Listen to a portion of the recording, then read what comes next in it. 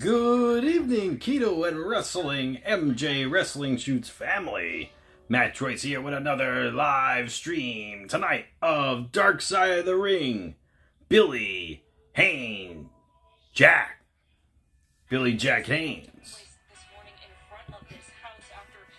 Please allow me to be your eyes and ears for this broadcast. You want to say that nothing in wrestling surprises you? The former professional wrestler is now accused of shooting and killing his wife. That's surprising.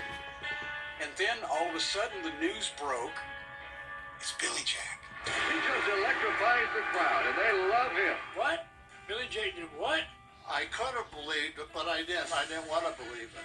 Billy Jack Haynes. Years before this shocking crime, Billy Jack Haynes had lived the dream, rising from Oregon's regional circuit to stardom in wrestling's golden age of the 1980s. Billy Jack Haynes. Billy Jack had everything, all the tools to be a top professional wrestler. Billy Jack is strong. His career was in reverse. He started as a star, and he finished as a nobody. But Billy Jack's dealings outside the ring hinted at a mysterious life, one almost too extraordinary to believe. Billy said he had been involved in the drug business as a collector and enforcer. When I was in Portland, I was about a kilo a day cocaine dealer. Billy has made many claims. I was contracted to go down there to kill 2 Arkansas State police officers. You don't know fact from fiction with Billy Jack Haynes. I kept that secret from everybody.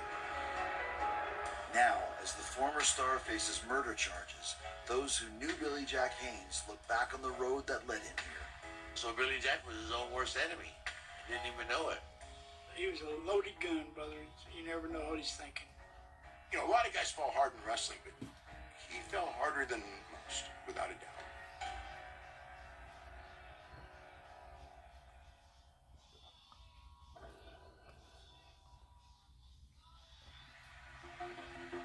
In the wrestling industry, I guess a lot of people may have forgotten about him.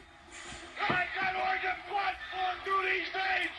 Even the most diehard WWF fan today would say, well, yeah, Billy Jack, he was there.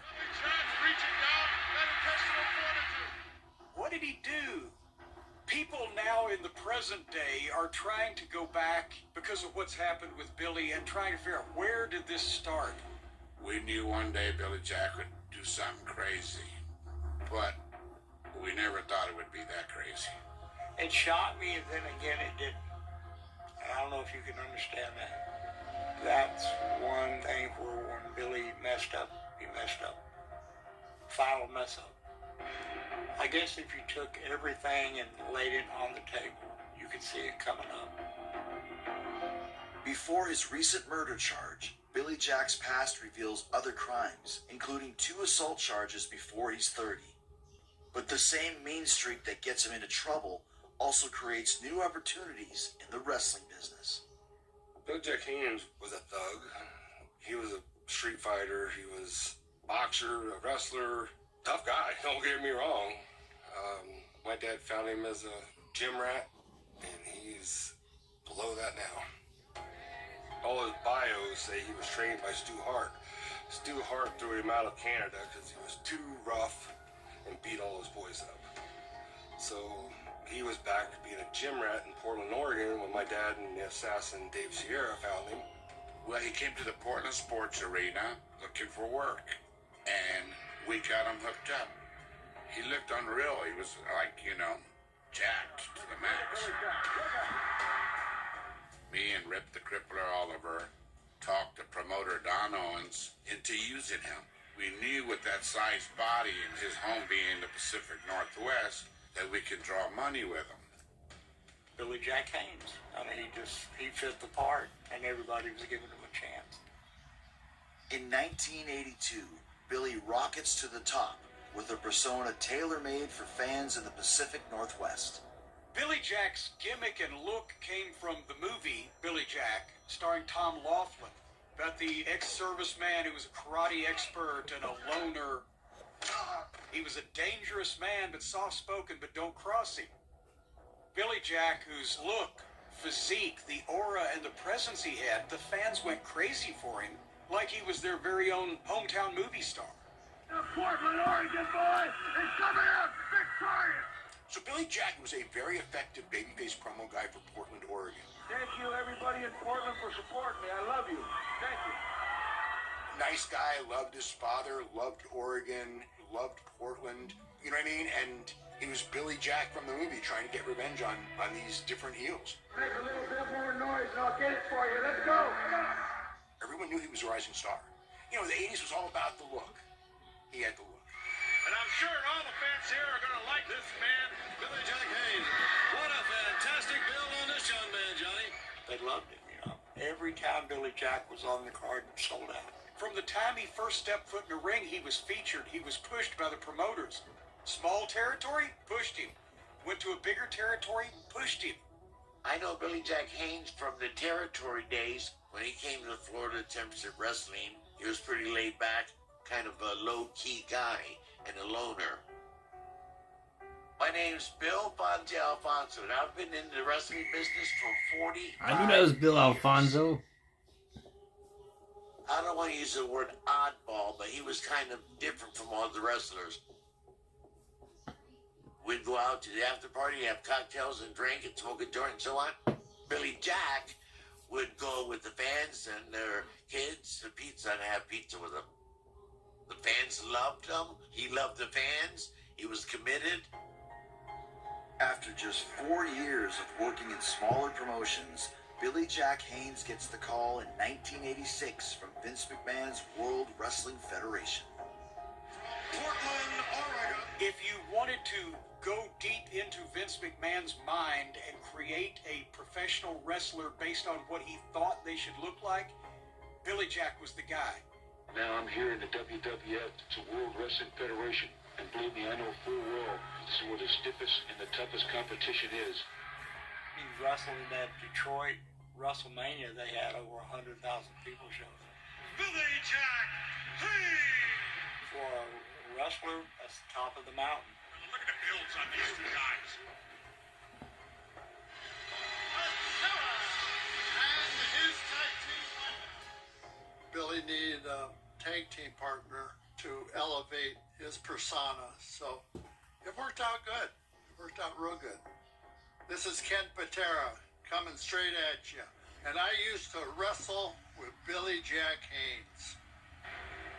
His appearance was "Don't with me." How's that? We weren't told anything about the gimmick. Pat Patterson came in the locker room and said, well, we got chainsaws and you guys are the Oregon Lumberjacks now. And they wanted us to crank those chainsaws up so they were actually running. I said, are you nuts? I'm not going to turn this chainsaw on, so somebody could get an arm cut off. Just Billy had a super nice personality and everything, soft-spoken and whatnot. The nicest guy you'd ever want to meet. But the gloss wears off after a while. All respects, Billy Jack had a fantastic body, stayed in shape, but upstairs, brother, that's a different story. Everyone knows me in pro wrestling as a grappler. I wrestled Billy Jack Haynes many times. He's one of those guys you never know what he's going to try. I never could trust him. He's always decided, he's mad about something and all of a sudden knock the hell out of you. He was off the hinge type character.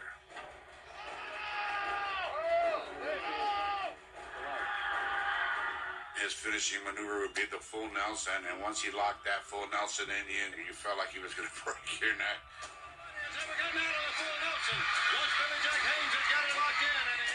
But once you gave up, he would just sling you, like a piece of trash to the side. In the locker room, he had a reputation for boom. I could see in his eyes, he was like a Dr. Jekyll, Mr. Hyde. I've seen him snap several times. One night we were in Florida, the match is over, and Percy Pringle was Rude's manager. And Billy Jack came in and he didn't like the way the finish went. He walks in and slaps a piss out of Pro Springer. He goes, "This guy screwed up the finish, you idiot." That was his mentality. That's the way he handled things. Well, we did a show and Smirnoff pulled a fire alarm, got us in trouble. Next thing I know, Billy done face like Smirnoff. Smirnoff went to the bathroom himself. It was so bad.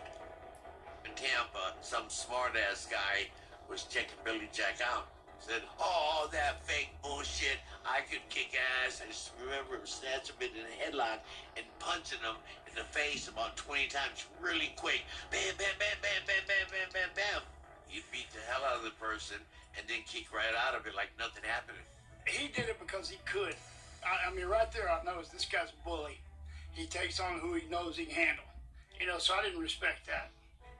He went to jail on 2 or 3 occasions, I believe, for beating people up. But he always said they deserved it. Oregon men don't back down to nobody. You know, he's got a heart, but then he's got the other side.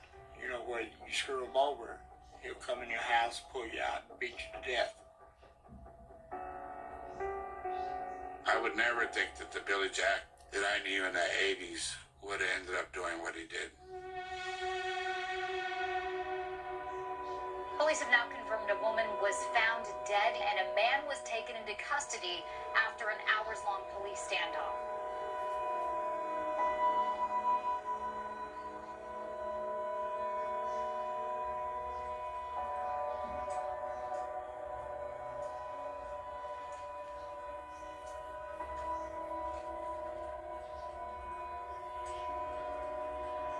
Oh, they're gonna sit down with him. What the people don't know about me, and do I always know he's right? Do I always know he's wrong? Believe half what you hear and nothing of what you see.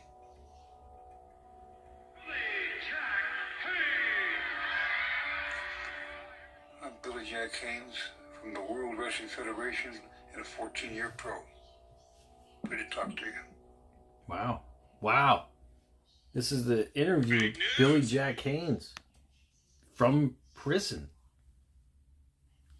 How's everyone doing tonight? We got King L. Moxley in the house. Anthony, we got Jeff, we got Mike Harper. Happy belated birthday, man. 28 years old, that's awesome, bro. Yeah, I had a glitch on Keto and Wrestling, so I didn't see a lot of the comments. Just so you know. Shock Theater. What's going on? How you guys doing tonight? Yeah, Alberto Del Rio's coming back, apparently. WWE's been re-signed. You gotta be careful, Jeff. Yep. You're gonna have to put some grease on your hand to get it out of the mason jar if it got stuck.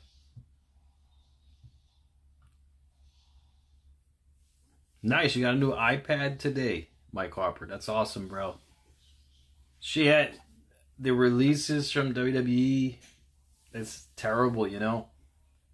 Shayna Baszler, Dakota Kai, Kaden Carter, Katana Chance, and Braun Strowman. It's terrible. What's up, ATF Media? Well, you know, you do what you do, man. You do what you do, and I do what I do. You do what you do, and I do what I do. Yeah, I know that's Danny, Mike Harper, Shock Theater. They were They were awesome, Moxley. Well, he had the size, though. Braun Strowman, I mean, he had the size. He's a big guy. Yep. What's up, Danny? Bad knees, Braun, and the rest of the jobbers are out. I mean, yeah.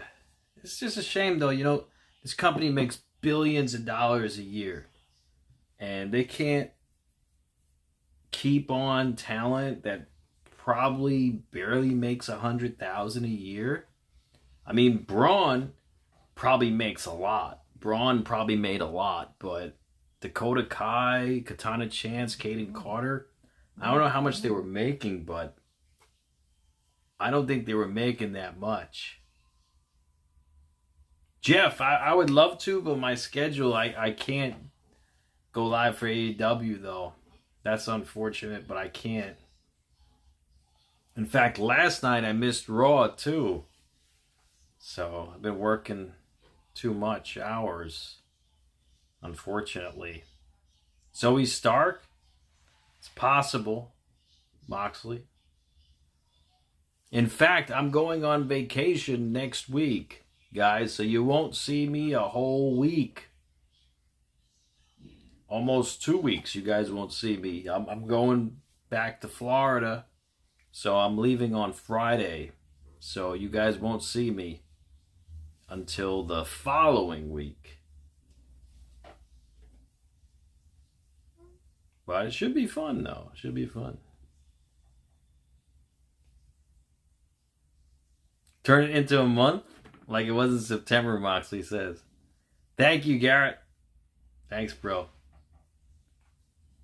GoFundMe? I mean, if you... Yeah, Jeff, you know, if you need money for something and it's really serious, GoFundMe, they could really help out people, you know? You can never come back if you don't want to. I mean, I enjoy live streaming. I enjoy seeing you guys too. So, each and every time I go on. All right, we're back. Normal County Justice Center jail. I've been incarcerated 6 months. What I'm talking to you guys today about is one small percentage of my life. And there's a whole big part of my life I'm leaving out here. The position I'm in right now, it's hard for me to bring up anything and talk about it. And I have my attorney out there. I'm glad that he's here today. It's a second-degree murder. And it's just way overcharged. Didn't happen. Didn't happen. That's what he says. There's only really 2 human beings I really love. That was my father, who was blind and in a wheelchair. And then the other was my wife, who allegedly I murdered, which you're going to find I didn't. And I loved her more than life. Weighing 247 pounds. Pro wrestling isn't work. We all know that. But we took it real serious back when we were in it. Oh, look at the blood just spewing out of the forehead. I don't want to be negative towards anybody in this industry, you know. I don't. I respect the wrestlers so much. But, you know, they don't know me. Throughout his wrestling career, Billy Jack Haynes remains distant, private to the point of secrecy. He was not the life of the party, the life of the locker room. He wasn't making friends hand over fist. He was just that big guy over there. It's like something's going on. Billy Jack was a true loner. Then I realized he was very manipulative. He always had an agenda, and you never knew what he was up to. We'd go check in at the hotel there. 5 minutes later, Billy'd be gone. And he did that every night. I didn't know what he was doing. At that time, I was really heavy into the narcotics, into the painkillers.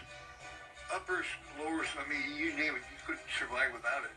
I was 5 days a week in and out of airports, different cities. Billy Jack going to work now. 340 nights a year. Heavyweight champion, Billy! I took 20, sometimes 25 pills a day. Vicodin, Percocet, it got in the way of wrestling and my life. All you beautiful children, drugs are negative. You are a positive influence for the world. I love you very much. Say no to drugs. Drugs are no good, you know, it's not good. They're not good. Well, we're at the Oakland Coliseum in a tag team. It's time for the match. Billy's nowhere to be found. About an hour later, all the matches were over, and here comes Billy. Oh, he looked like hell. I said, Billy, you missed the match. Completely out of it. McMahon said that he was going to give us a big push, and I think we can throw that out the window. Too bad. How did it come to an end at WWF in your run? Oh, yeah. Now, I probably... What do you think about that? On the plane? Did you guys talk about that? Well, it happened.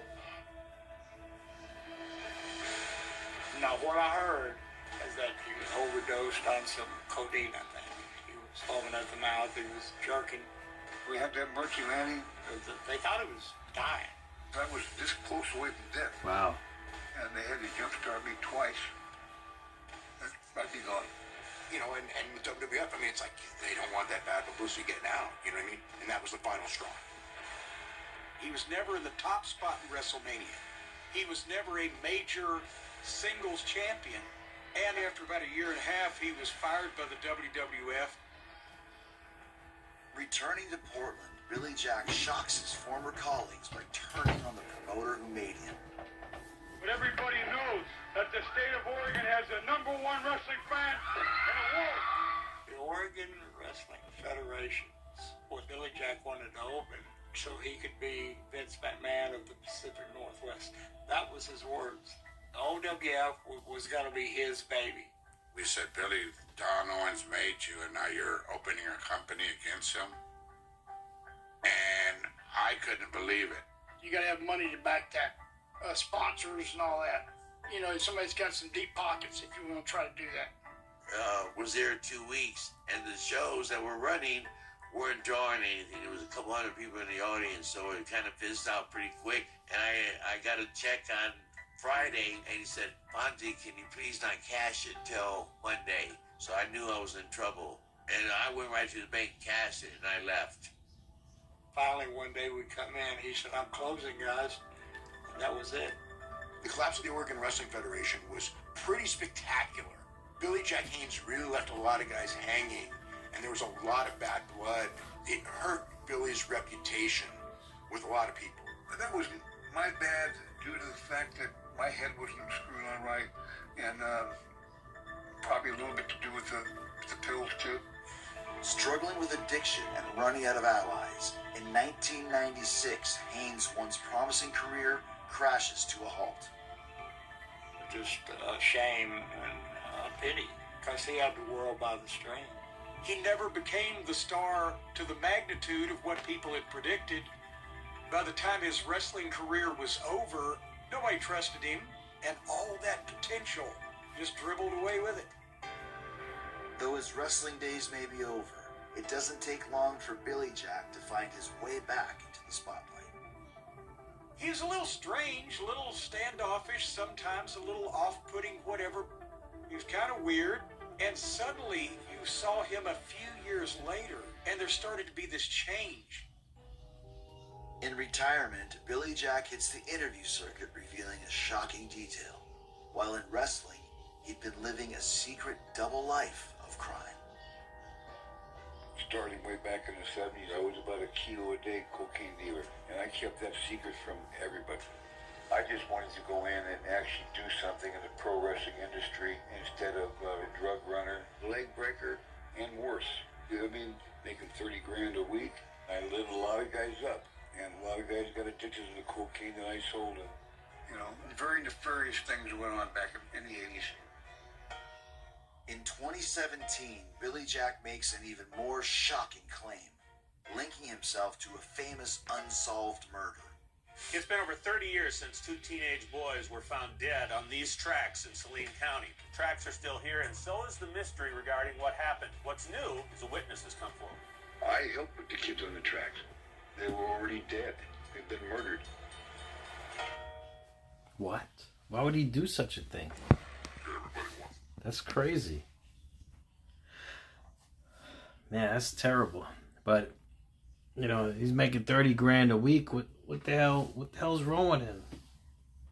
He should have put some of that money away instead of spending it like a drunken sailor. It's terrible, Moxley. Yeah, it's terrible. Why would he put them on the train tracks? That doesn't make sense. Why he would do that?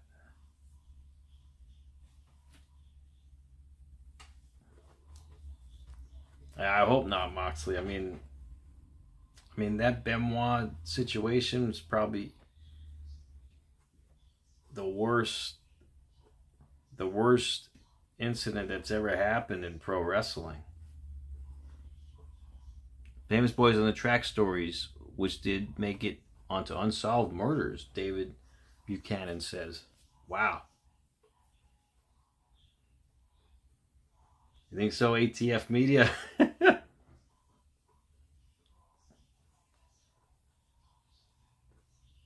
Yeah, it's just a shame. Is there anyone who thinks that Benoit didn't do it still? Or is there just overwhelming amount of evidence that shows that Benoit actually did it?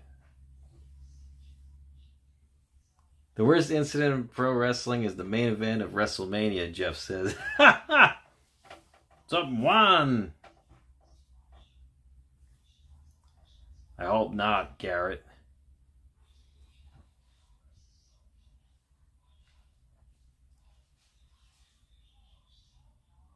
Yeah, Moxley, there's going to be a lot of talent WWE releases, you know. They release talent every, quarter or every 6 months? I mean, it's crazy. Hey, Donovan, what's going on, bro?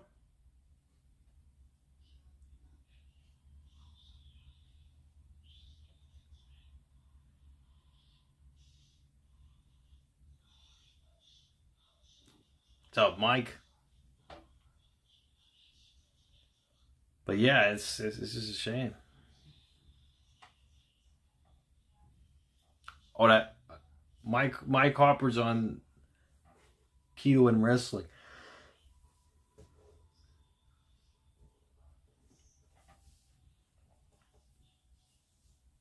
Oh, thank you, Jeff. I appreciate that, bro.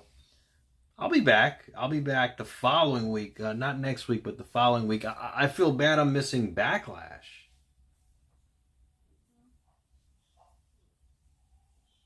All right, we're back from commercial break. One of Arkansas's most notorious mystery. There was a famous murder case in Arkansas back in the 80s where these two teenage boys were run over by a train, is what they thought originally happened. In the pre-dawn hours of August 23rd, 1987, a 75-car cargo train made its regular night run to Little Rock, Arkansas. As engineer Stephen Short drew closer, he made the horrifying discovery that two boys were lying motionless across the railroad tracks. Well, then somebody else investigated, found out they had been beaten, they had injuries. They weren't just run over by a train. Then Billy Jack started claiming that he was there and saw the murder because these two teenagers wandered into a drug deal. His story, the drug people wanted him to supervise the drug drop and payoff to make sure that everything goes okay, and he was going to videotape it also. And he said, I wore a wrestling mask. I've been around the dope game for a long time. I went down there by myself after I wrestled King Kong Bundy. We went to the tracks. The drop was made. Apparently, these kids wandered up on it, and as a result, the drug people killed them and put them on the railroad tracks. Wow. They were just in the wrong place at the wrong time. I helped put the kids on the tracks. No, I was there. I helped. They've been murdered. They were already dead. The truth is going to come out so this woman, Linda Irons, can have a light. Billy Jack's claims about the unsolved murders are taken seriously by the mother of one of the victims, as well as by the family's private investigator. I mean, there was no good reason to insert yourself into a murder case. He has nothing to gain and everything to lose. He's put himself in jeopardy, not only his freedom, but also his life. They're hopeful that law enforcement will now take a look.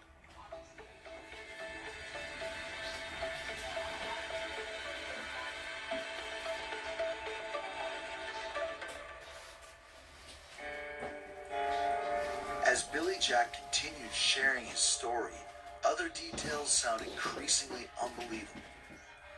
There was drops that were being stolen, cocaine drops.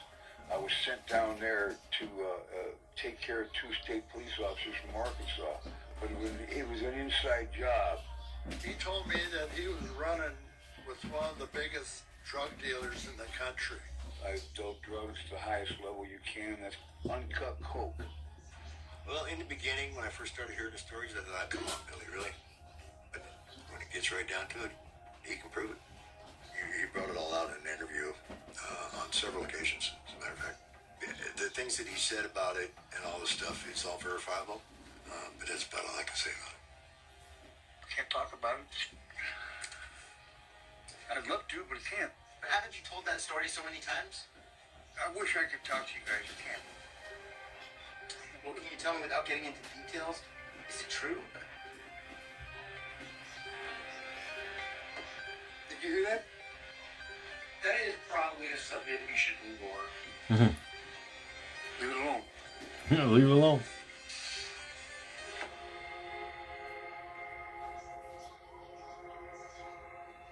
So the Boys in the Track case remains open. As Billy Jack's interview appearances become more frequent, his claims extend far beyond drug dealing and the boys on the tracks, and many begin to wonder what's behind it.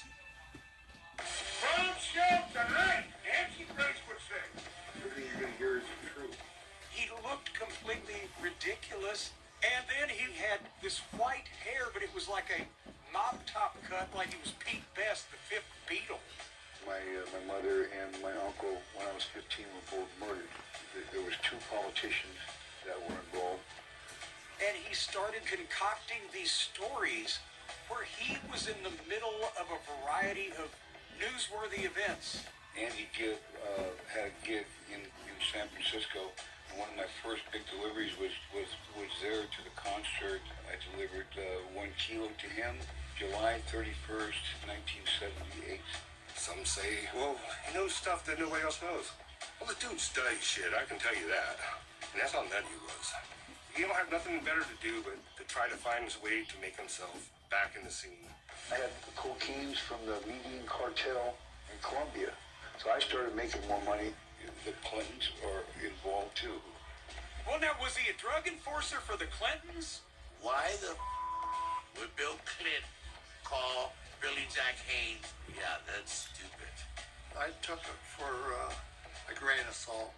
He had to be on some good drugs to think that.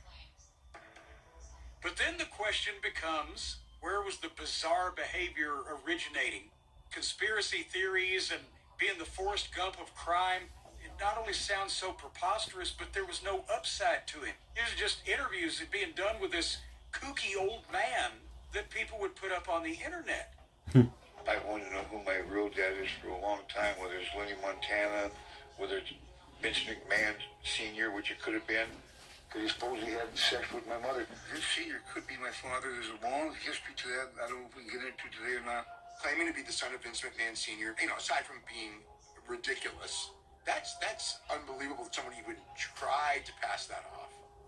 That's wild. When I heard stuff like that, I would say, man, Billy's really losing it. What's causing Billy Jack to make up stuff that's obviously not true?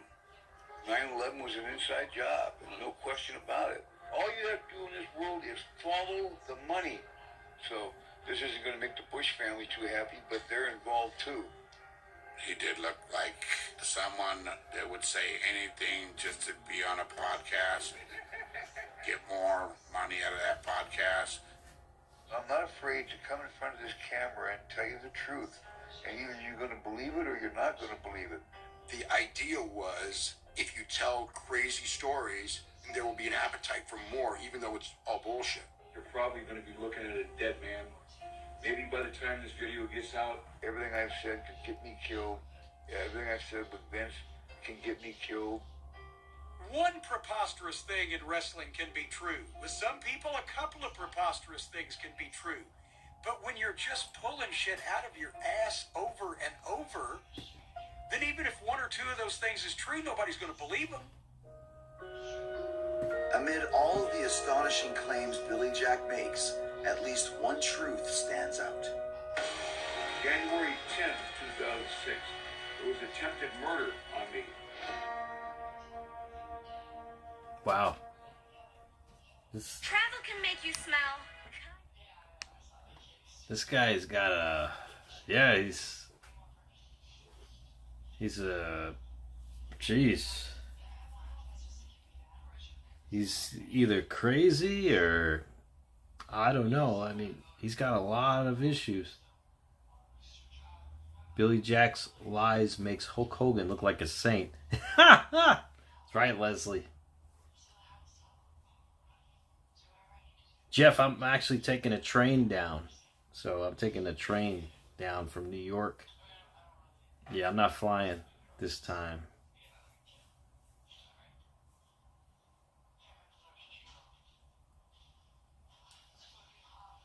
Garrett, yeah, Billy Jack. I mean, what a... He's crazy. I mean, the things he's getting involved in, I mean, it's crazy.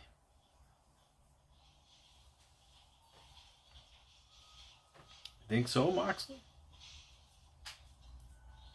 I don't know. I don't think so. But that's wild.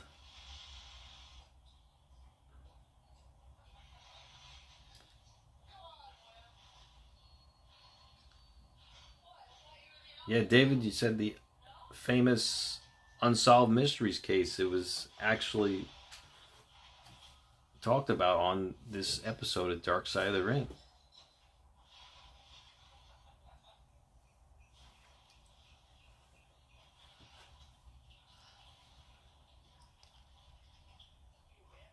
But this guy is just completely out there. He's definitely doing this for the money, the podcasts, and because yeah, these wrestling podcasts, believe it or not, you know, they make a lot of money, these podcasts, with the views, and sometimes they get brand deals, sponsorships. I mean, you could make a lot of money doing these wrestling podcasts. These wrestling shoot interviews. Which I recommend a lot of these wrestlers do, especially the ones that are getting released. They have WWE on their resume. I'm sure they could talk about a lot of things. Speak for themselves. So let me do it, please. We're back. From 2006 to 2023, Billy Jack Haynes makes a series of shocking statements and explosive accusations. Vincent K. McMahon, I call it Vincent Killer McMahon. And yeah, that's right, you're a killer. Though many of Billy Jack's stories are dismissed as conspiracy theories, a violent incident in 2006 suggests that Billy Jack's ties to organized crime may be legitimate. This is the file from the work I did 16 years ago. Police reports, letters from Billy Jack, and a couple photos of Billy in the hospital. At the time, I was writing a column for the Portland Tribune. And so next thing I knew, Billy Jack is knocking on my door. He looked like Frankenstein's monster. He'd just gotten out of the hospital. He'd had several bones in his face broken. He had stitches, as I recall. We sat down, and he started telling me his story. Basically, that he'd been called over to Jimmy Longoria's car lot. The Longoria family was certainly one of the more prominent Portland crime families. Billy had been a bill collector, and then he said he delivered drugs for the Longorias.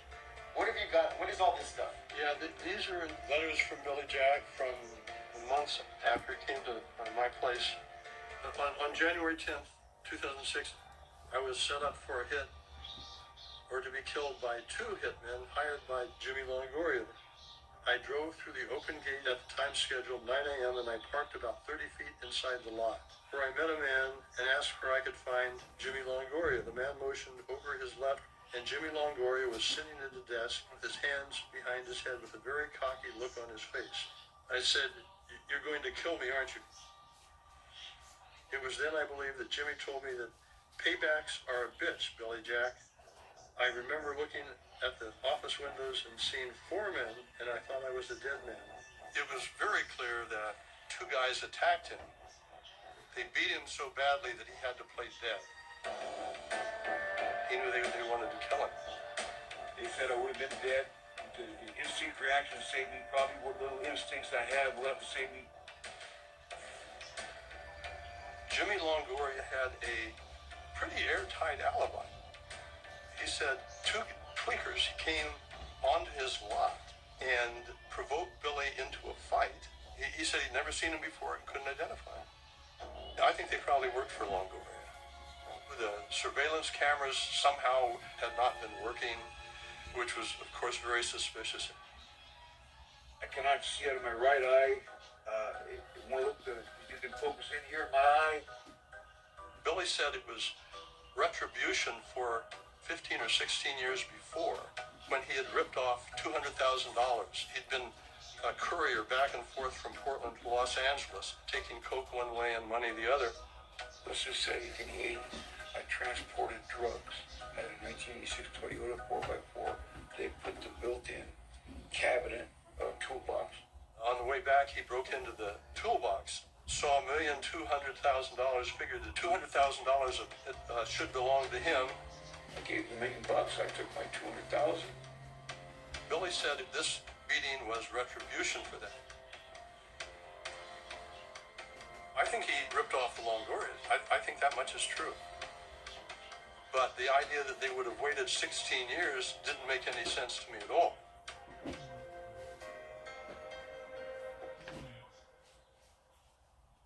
Wow. There are also rumors that Billy Jack's organized crime connections might have been involved in his short-lived promotion in the late 1980s. I've heard rumors. I don't know something about the mafia, but I don't know anything about that. What I understood, he had cricket sponsors, and they seen a bunch of money get lost fast, and they just all one by one pulled out, and that's why I think his promotion folded even faster. A lot of people that open wrestling promotions get into that because that's the easiest way to clean money. As far as like the money coming from the nefarious characters, it's very possible. He had a very dark life, and he probably had some very dark friends. I'm generally sympathetic to oddball characters like Billy Jack, but he was a puzzling character. When we were having lunch one day, I mentioned the 30-year-old murder of corrections official Michael Franke. I explained the case to him, and we went on to something else, and about 2 months later, Billy Jack sends me something, all of a sudden claiming to have been involved and a witness to the Michael Franke killing. He didn't know anything about Michael Franke before I told him. 1991, in May 1st of my dad's birthday of the murder of Michael Franke, I was forced out of Oregon, or my dad would be killed, I was told. I think maybe he convinced himself that he was involved, that he had actually seen the assassination. He was collecting newspaper articles, police reports, and marking them up. The whole page would be colored. He always had his binders and his shit. I don't know what was in it, but he had them. He always had them. It's just documentation, that's all I can say. It's not my place to go into those kinds of things, you know. Right now, as we speak, I'm writing an autobiography with one of the best writers in the world. It's something in there when people read, you'll see it's documented, and it may or may not get me killed, I don't know. You had quite a bit of stuff in there, yeah. At that point, it was sort of hands-off for me. And I just sort of back away from the case and say, I don't know what parts of this are true and what parts aren't. The beating was certainly for real. The involvement in the coke business was almost certainly quite real. The rest of it, I don't know. He talked like he believed it. Even as nutty as Billy Jack Haynes was, did I think that, you know, he would be 70 years old and the SWAT team would be outside of Billy Jack Haynes' house? There's a reason you're in trouble. Why? Because you just gravitate toward trouble. Going to be page 22, line 3, Mr. Haynes. Wow, so they're talking about him On the next episode. murdering his wife as well. I mean, this guy was in a lot of messes, man. Jeez. It's terrible. It's terrible what this guy did. I mean, got into organized crime. I mean, crime does not pay off. I mean, sure, you'll make a lot of money, but it's not a question as to if you will get caught. The question is when. It's always when, meaning you're going to get caught eventually. hardly anyone gets away scot-free. ATF Media, yeah. He's lied about a lot of things, it seems. Cody Moxley, I don't know about that. No, Jeff, I don't know a locksmith. No. Although Poppy, on the other hand, we played a prank on him one night. We locked him out of his room. So what made it even more funny was that he had no clothes on. He had his underwear. And he shares this apartment with other people. So he has his own room. So my brother and I are running away, Johnny Boots. We're cracking up. And Poppy says, "You locked me out of my room!" So he just breaks in the door real fast. And it's a wood door. But he knew how to break it in. And he just broke it in. And he didn't really break the lock either. But he broke himself in. I don't know how he did it. But we asked him, how did you know how to break the door in a way that it wouldn't be completely broken? It would just let you in. He said he's done that before. So we think Poppy's a crook too. So we think he's been a crook in his early years as well. So yeah, we played a lot of pranks on Poppy. If you guys get a chance, I have a whole playlist on my Keto and Wrestling channel of pranks we did on Poppy. So you guys want a good laugh? It's about an hour long, the playlist. You guys want a good laugh? You guys check it out. All right, we're back. Lifestyle, making rare interview appearances. I wore Oregon here. There, take that. The Oregon sticking up your ass. He'd been a non-entity in the wrestling world for 25 years. By the time he started just being the weird person that we've seen in modern times, I think you'd almost have to say he was on some kind of substance. I heard that he was having financial difficulties. You think you're on top of the world, next day you turn around and you got two nickels to rub together. He was homeless. Yeah. Homeless. Yeah, that's right. In my van sleeping. Rip Oliver opened his house for Billy Jack to live there. So, Rip, I found out that he was dying 2019 in December. So I left Portland and flew down to Florida and spent the last 3 months with him. Not looking for no pat in the back, nothing like that. Oh, he was a great guy. He never came here for my dad. He came here to have a free place to live, and if he was on pills before he got there, he damn sure was before he left. You said he stole your dad's pills? Yeah. My dad was, I don't know, months away from dying. My dad was on the real shit, the highest they go. The stuff put people in comas. Wow. He started taking Rip's Percocets or Vicodin, which Rip really needed because he was very sick. I think he was more taking advantage of Rip, and Rip was paying for everything. Billy got this scheme and called Brian Blair up. Brian Blair ran Cauliflower Alley. You know, they help wrestlers with problems. I don't know what happened, but Billy called Brian. Rip's dying. He needs help. He's going to lose his property. This is what my dad told me. Cauliflower Alley Club paid for his back taxes on his house. They paid for his rent. They paid everything for him. Well, my dad didn't owe taxes. When he died, he didn't owe taxes. And my dad told me that Billy took half and he gave him half. My dad was a junkie. I don't mean to say that bad, but he was hooked. He was done, you know. He wanted me to be there, and I was there all the way till hospice until he finally died. I didn't want him to be alone. I know he stole all my dad's shit before he died. Everybody's got stories. Yeah, I seen it. It finally came out after, 30-something years. He took advantage of everybody.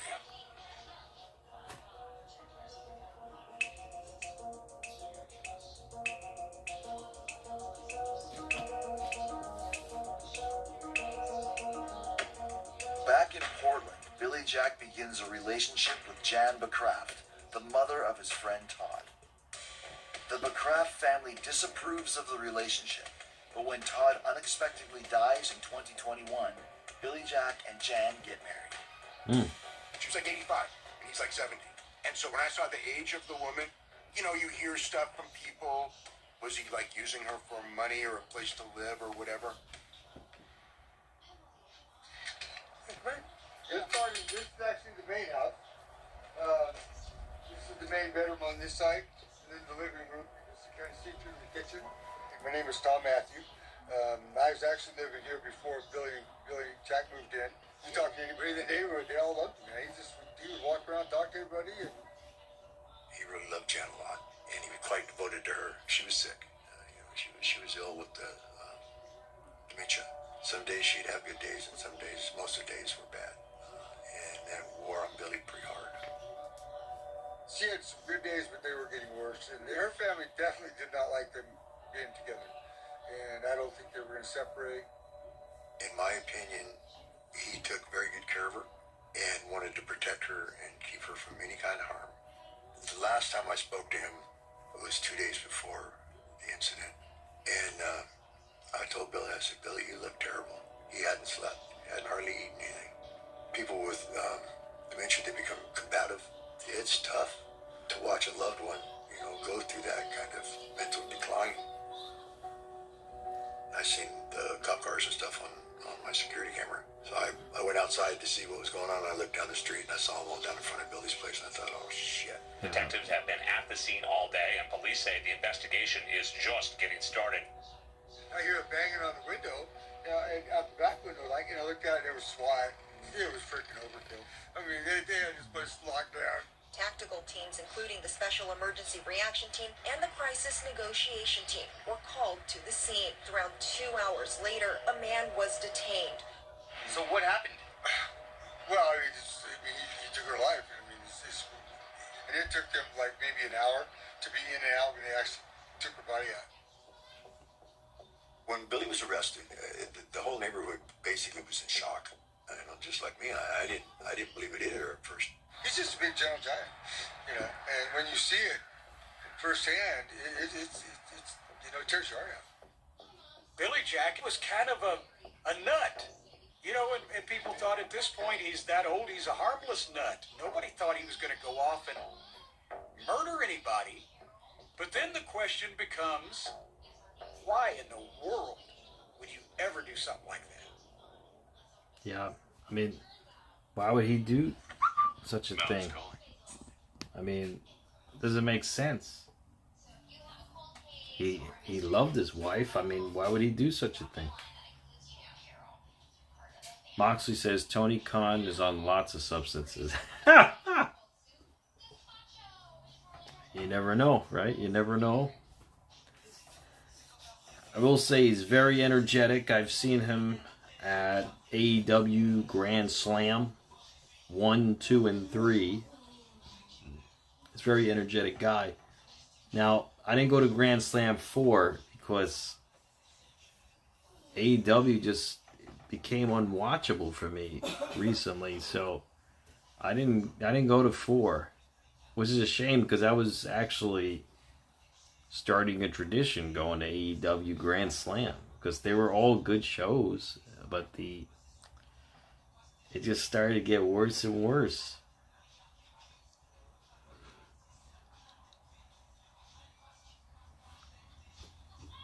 The Grand Slam, man. The 3 Grand Slams we went to were pretty damn good.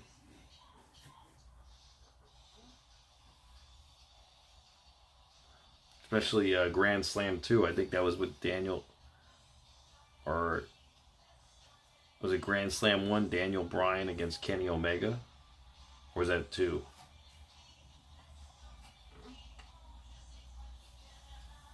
But, yeah. How about them ticket prices in WWE now? Jeez, they have gone overboard with them ticket prices. Now a regular family can't afford to go to to a wrestling show in WWE. Jimmy, yeah, we're on a commercial break, and once they come back, I'll put the volume back on. But yeah, it's a shame that what ticket prices have become on WWE. They're just so money hungry.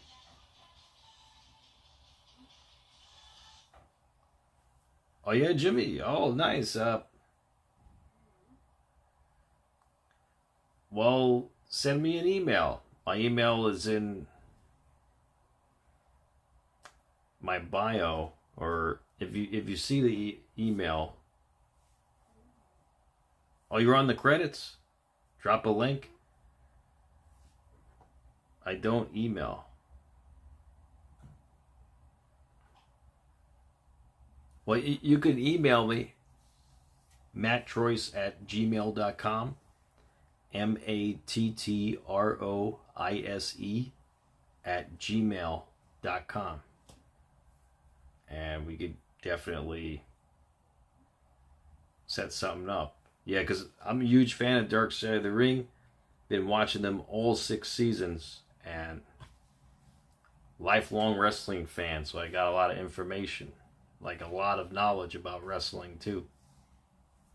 All right, we're back from commercial break. Of a weapon and murder charges today after the alleged shooting earlier this month. Although questions linger around Billy Jack's numerous claims and criminal activity, one fact remains undeniable. On February 8th, 2024, Billy Jack Haynes took the life of Jeanette Bacraft. Now, as he faces trial for second-degree murder, Billy Jack has a new story to tell. Billy claims that she had dementia so bad that it was unbearable. He couldn't live with it anymore. He called it a mercy killing because she didn't know who she was anymore. Wow. Supposedly shot his wife in the head, and that's a mercy killing? I don't know, brother. Wow. Maybe he thought that was justifiable to do that. It's a very sad situation, and I don't know what they're going to do justice-wise, but that's up to, I guess, a court to decide. I don't care for him. It ain't because he killed his wife. I'll let that play out in court. If I were his lawyer, I'd certainly make a diminished capacity case for him. He's obviously been taking beatings throughout his career. And if nothing else, dating from the beating he got at the Longoria's Carla. You ask anybody, and they'll tell you. He loved Jan unconditionally. She was his world. Whatever happened, as unfortunate as it is, I think was a big mistake. That's what makes it all that much more difficult to deal with. Damn it, I'm lesser, and it hurts my heart. Mercy killing is the phrase that they use. Who's ever going to know the only person that's alive that was in the room with him is Billy Jack, and you can't believe a thing he says. If I come across crazy, I must be the smartest, craziest guy there ever is. I'll never ever forget the state of Oregon and the beautiful fans that supported me through the pro wrestling. Fans in Oregon, old enough to remember, probably still have a fond spot for him. But now, more people in and out of wrestling are going to remember the crazy stories he told and the things that he invented that he was involved in, and finally the murder of his wife. They're going to remember that more than anything he did in wrestling. Let me have your attention. I don't want any fan to ever come up to me and ask for an autograph again. He was a guy who had a couple good years. At a time when wrestling was pretty big, made something of a name, and had a very, very troubled existence after that fame ended. It's not a happy ending. There's no silver lining in this story, unfortunately. So how do you think Billy Jack's story's gonna end? Boy, that's a $1 million question.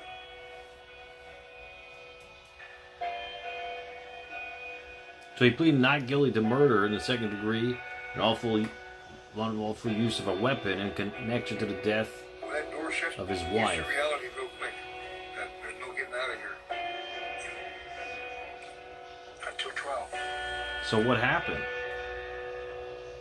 So he claimed not guilty. Attempts to reach the family of Jan Bancroft. You feel good about your chances? I do. We're unreachable. His trial is currently set for December 2025. Wow. That's crazy. Man, that's horrible. That's horrible. I mean, this guy was in so much trouble. I mean, organized crimes. I mean, jeez, this guy, terrible. Jimmy, yes, the credits were just on. They just ended. Yeah, Garrett, they're doing another episode next Tuesday, Dark Side of the Ring. I have to find out who they're covering for next Tuesday, though. I don't know if I'm going to live stream it, though. I'm going to be on vacation. I'll be in Florida. So, I probably won't be live streaming next week.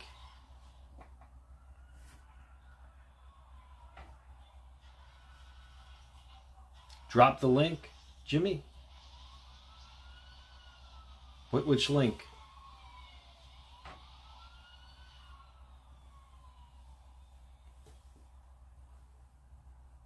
I should take years off, Moxley says.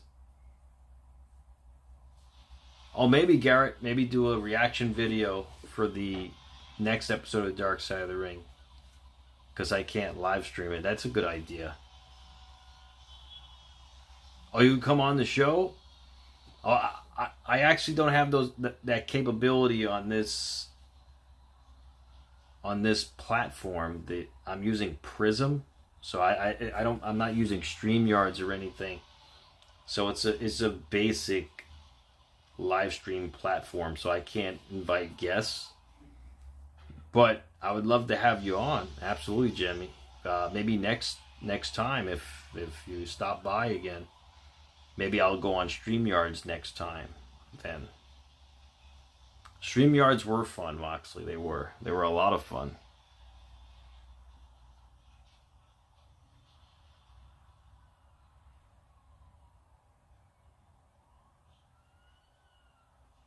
Well, next time maybe I'll do StreamYards then, and then I could have on guests. Okay, Jimmy, be safe, be well. Good night, Garrett. Good night, Moxley. Good night, everybody. I was going to head out too. I hope you guys have a great night tonight. I hope you all be safe and be well. Enjoy your weeks. Have a great time. And I'll be back. I'll be back live streaming again the following week. Keep it real. That's right, ATF Media. You too, bro. I wouldn't be surprised, Moxley.